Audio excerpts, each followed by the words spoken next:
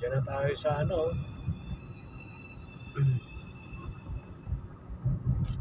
Ito na tayo sa tulay. Napakadilim.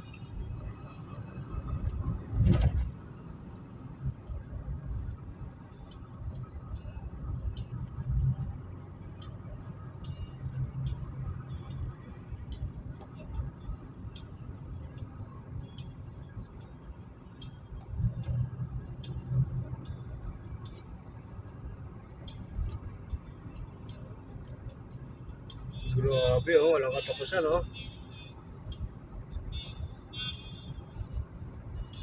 Tayo ng cave. Ayun ang putang.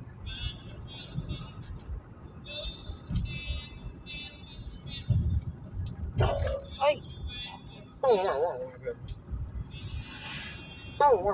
Ito nakahasard. Pero yan na siya eh. Basta niya safe. Pero ano yan, katangahan yan. Wala namang ano, hindi naman papara, hindi mo ano. Katangahan yung pag-hazard niya.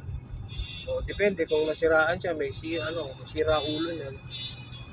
Ano lang yan.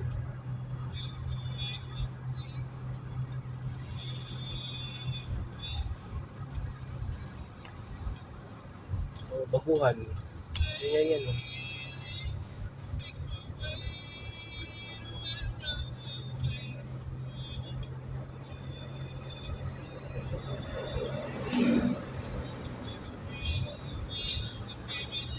So, diba?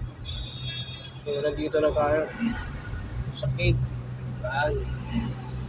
Kaya sa mga pwesto. Ay, hindot. Yan, dito na tayo. Hiningin na tayo mga buhat.